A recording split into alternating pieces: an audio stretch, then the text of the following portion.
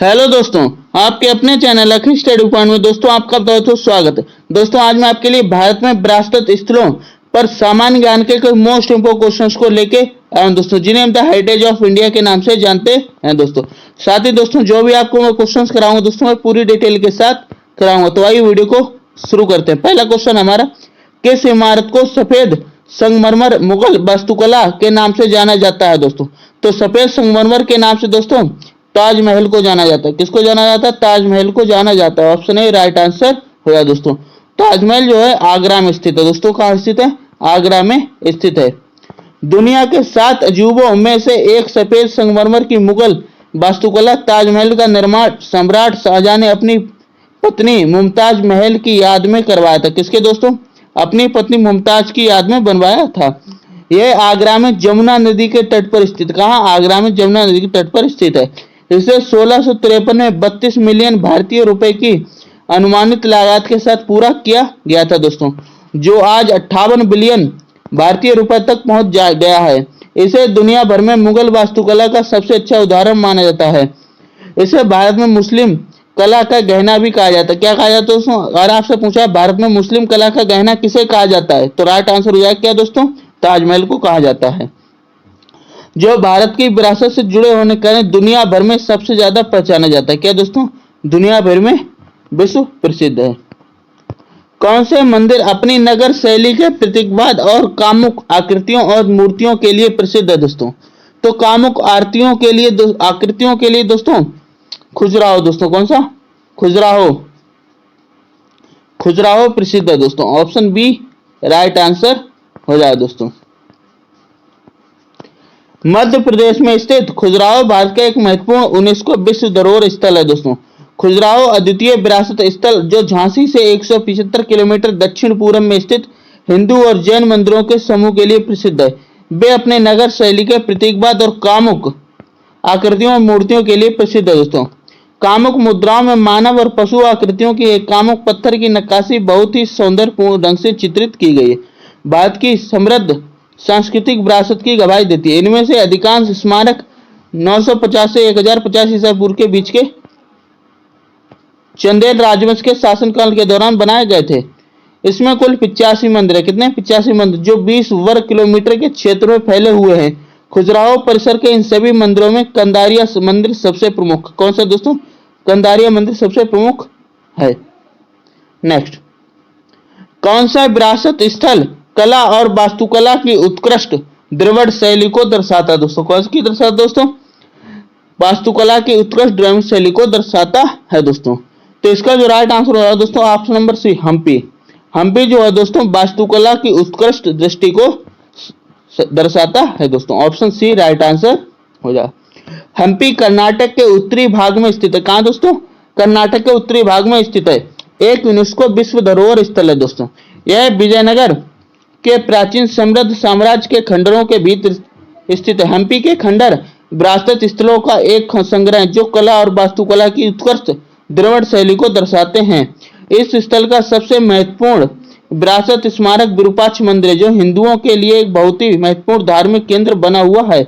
ऐसे कई अन्य स्मारक हैं जो इस विरासत स्थल का हिस्सा है। उन्हें सामूहिक रूप से हम्पी में स्मारकों के समूह के रूप में जाना जाता है।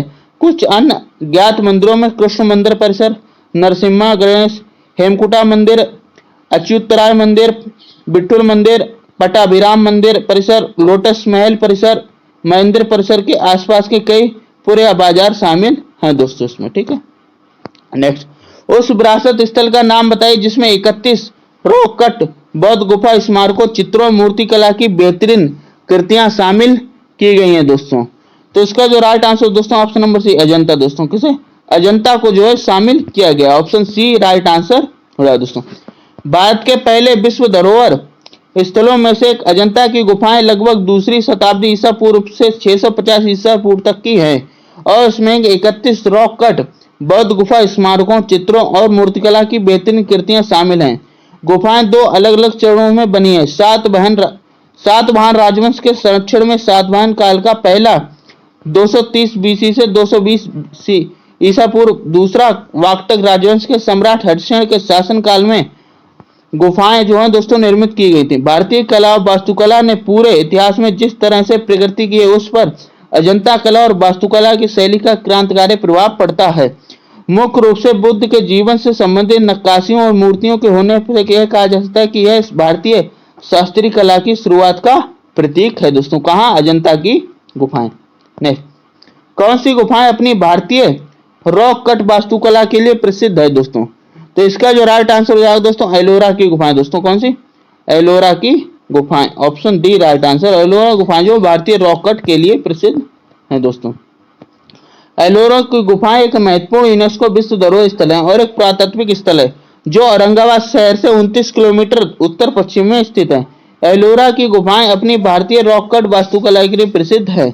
यहाँ चट्टानों को काटकर बनाए गए लगभग 34 मंदिर और गुफाएं हैं जो लगभग 600 से 1000 ईसा पूर्व की बताई जा सकती हैं, जो उस समय के लोगों को जीवन को समझने के लिहाज से महत्वपूर्ण है। हिंदू, बौद्ध और जैन धर्मों और मूर्तियों की उपस्थिति उस सहिष्णुता को दर्शाती जो प्राचीन भारतीय इतिहास में विभिन्न आस्थाओं और मान्यताओं के प्रति विस्तारित थी। उत्खनन स्थल में चढ़ंदरी पहाड़ियों, बौद्ध, हिंदू और जैन रॉक कट मंदिर 5वीं और 10वीं शताब्दी के विहार और मठ शामिल हैं दोस्तों। नेक्स्ट, बौद्धों का सबसे पवित्र तीर्थ स्थल कौन सा है? तो बौद्धों का दोस्तों सबसे पवित्र तीर्थ स्थल जो है दोस्तों बोध गया है। कौन सा? बोध गया है, ऑप्शन बी। बोध गया जो है दोस्तों बौद्ध धर्म का सबसे पवित्र तीर्थ स्थल है, ऑप्शन बी राइट आंसर हो जाएगा। बोध गया बिहार के पटना से लगभग 96 किलोमीटर दूर स्थित। कहाँ? बिहार से पटना 96 किलोमीटर दूर स्थित है और भारत में यूनेस्को की विश्व धरोहर स्थलों में से एक है।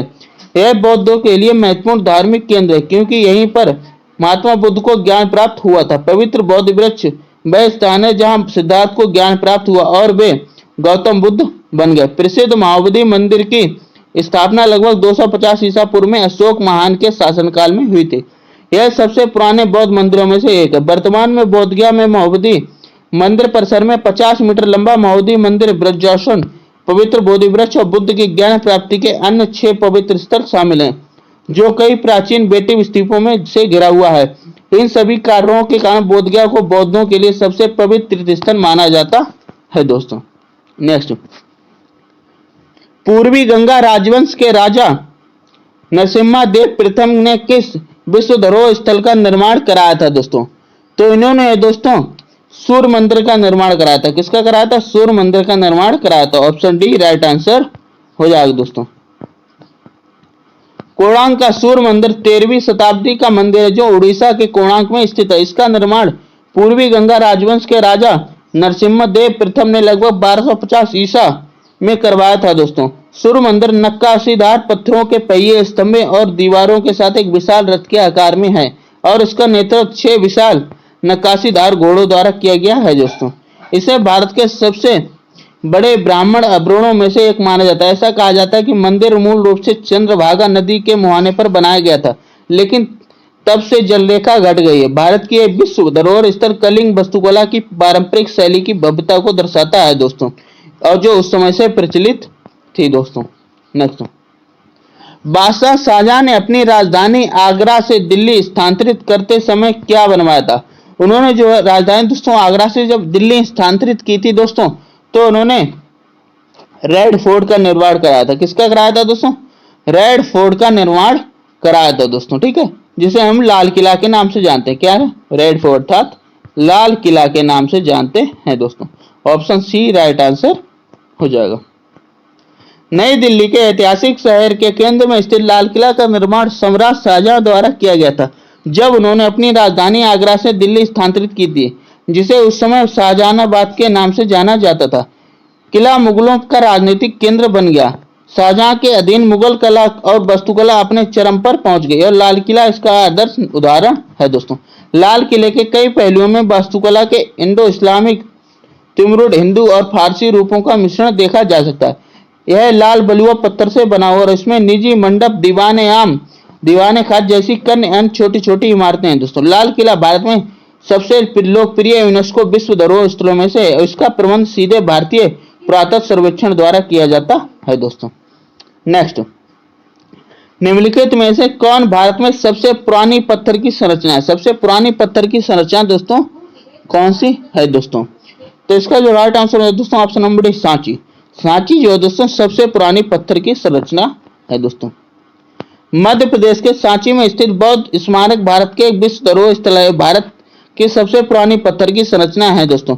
मूल रूप से 3री शताब्दी ईसा पूर्व में सम्राट अशोक द्वारा बनवाया गया सांची स्तूप भोपाल से 46 किलोमीटर, कितना दोस्तों 46 किलोमीटर उत्तर पूर्व में स्थित है। इसका मूल भाग एक अर्धगोलाकार ईंट की संरचना थी जो बुद्ध के अवशेषों पर बनी थी और उस समय चतरा का ताज पहनाया गया था जो रैंक का प्रतीक है दोस्तों।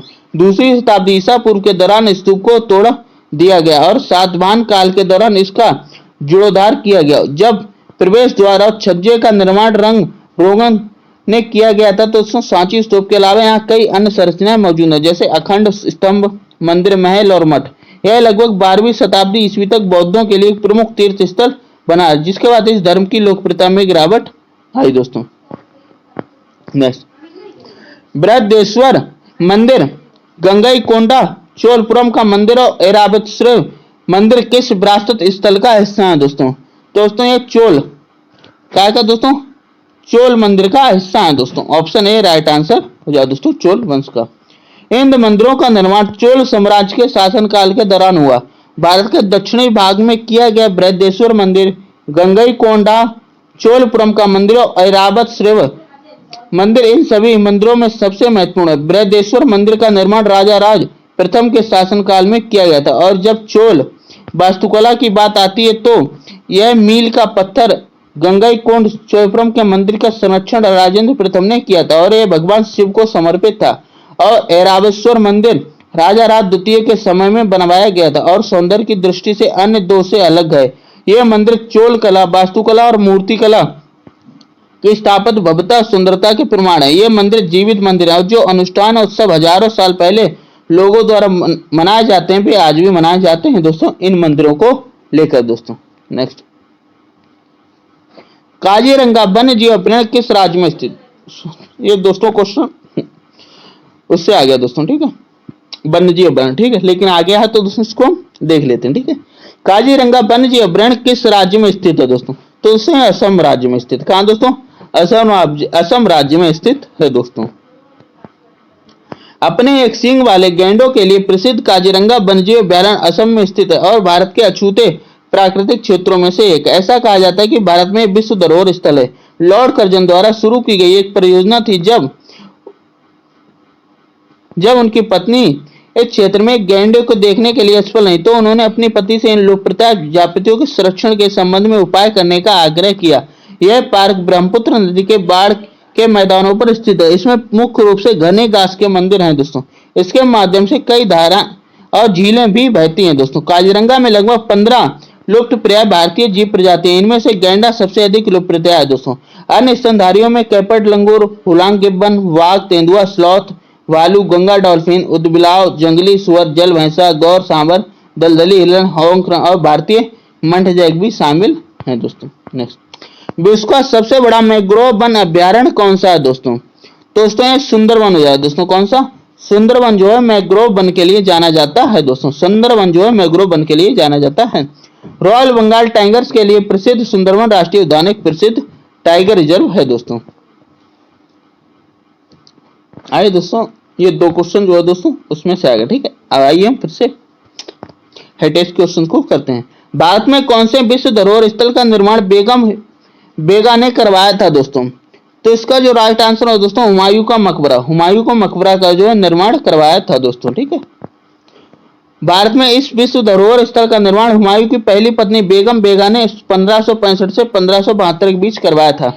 आईटी एकमात्र ऐसा स्मारक है जिसके कई जीर्णोद्धार कार्य हुए हैं दोस्तों और पूरा हो गया। यह एक मकबरा परिसर है जिसमें कई छोटे छोटे स्मारक भी शामिल है जिन्हें पूरी सूरी राजवंश के शेरशाह सूरी के दरबार में अफगान कुलीन ईसा खान नियाजी की कब्रें भी शामिल हैं दोस्तों। नेक्स्ट, राजस्थान में 18वीं शताब्दी में निर्मित एक खगोलीय वेधशाला का नाम बताइए दोस्तों। तो दोस्तों वेधशाला जो है दोस्तों राजस्थान में निर्मित की गई थी दोस्तों में जंतर मंत्र थी। कौन सी दोस्तों? जंतर मंत्र थी। ऑप्शन सी राइट आंसर जो दोस्तों ये जंतर मंत्र का 18वीं शताब्दी में निर्माण हुआ। जंतर मंत्र 18वीं शताब्दी में राजस्थान में निर्मित एक खगोलीय वेधशाला है। यह खगोलीय वेधशाला जिसका निर्माण राजस्थान के राजपूत राजा सवाई जयसिंह ने 1738 ईस्वी में करवाया था। ये दुनिया के सबसे बड़े पत्थर, धूप घड़ी सहित 19 खगोलीय उपकरणों का संग्रह। ये सभी उपकरण दोस्तों मानव निर्मित हैं। वेधशाला में ऐसे उपकरण शामिल हैं जिनका उपयोग आकाशीय समुद्री प्राणी, क्षितिज, अचल स्थानीय प्राणी, भूमध्य रेखीय प्राणी और क्रांतक प्राणी की गणना करने के लिए किया जाता है। भारत की सर्वोत्तम संरक्षित वेधशालाओं में से यह स्मारक वैज्ञानिक और साथ ही भारत की सांस्कृतिक विरासत का एक महान उदाहरण है दोस्तों। नेक्स्ट, आगरा में स्थानांतरित होकर किले में रहने वाला दिल्ली का पहला सुल्तान कौन था दोस्तों? तो भाई दोस्तों सिकंदर लोदी था। कौन दोस्तों? सिकंदर लोदी जो है पहला सुल्तान था।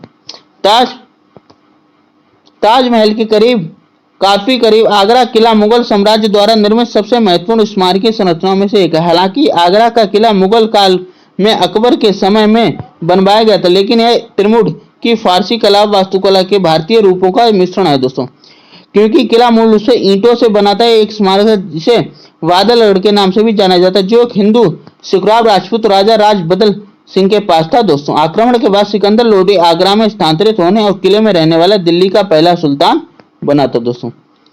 शहर का नाम ही जीत को दर्शाता है। शहर का नाम बताइए दोस्तों। दोस्तों ऐसा कौन सा नाम दोस्तों हो जाएगा? फतेहपुर। फतेह माने क्या होता है? हमने किसी पे फतेह कर ली, तो अर्थात क्या, ऐसे क्वेश्चन कई बार पूछा है कि शहर का नाम बताइए जो जीत को दर्शाता है, तो फतेहपुर हो जाएगा दोस्तों। ठीक है, फतेहपुर क्या है? जीत को दर्शाता है। चित्तौड़ और रणथंभौर पर अखबार की जीत फतेह को दर्शाता है। फतेहपुर सीकरी 4 मुख्य स्मारकों में से एक है। जामा मस्जिद, बुलंद दरवाजा जो एशिया का सबसे बड़ा दरवाजा है, जो ऑस्ट्रेलिया से आयातित एक विशेष लकड़ी से बना है जो पानी में डूब जाएगा। पंचमहल या जोधाबाई का महल, जिसे नवरत्नों, बीरबल, तानसेन आदि का मूल स्थान भी माना जाता है। इसमें दीवाने खास और दीवाने आम भी शामिल थे।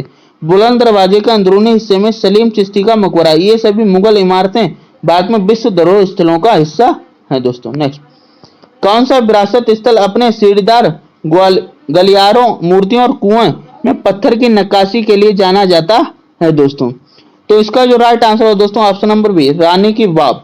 रानी की वाव जो दोस्तों सीढ़ीदार गलियारों और मूर्तियों के लिए जाना जाता है दोस्तों। तीसरी, सहस्त्रवादी ईसा पूर्व में राजाओं की याद में निर्मित यह उत्कृष्ट प्राचीन भारतीय वास्तुकला एक स्पष्ट उदाहरण है। सोलंकी राजवंश के समय निर्मित किंवदंती कहती है कि इसका निर्माण राजवंश के संस्थापक के पुत्र भीमदेव ने एक सम्मान और स्मृति में उनकी विधवा रानी की उदयमती द्वारा किया गया था। इसकी वास्तुशिल्प चमत्कार और भव्यता के कारण इसे महल हाल ही में 2014 में दोस्तों, कब 2014 में यूनेस्को विश्व धरोहर में शामिल किया गया था। रानी की वाव अपने सीढ़ीदार गलियारों, मूर्तियों, कुएं में पत्थर की नक्काशी के लिए प्रसिद्ध है। कुएं में अधिकांश मूर्तियां भगवान विष्णु को उनके 10 अवतारों के रूप में समर्पित हैं, जो दुनिया में उनकी वापसी का प्रतीक है। पानी जमा करने की जगह होने के अलावा इस वाव का आध्यात्मिक अर्थ भी है दोस्तों।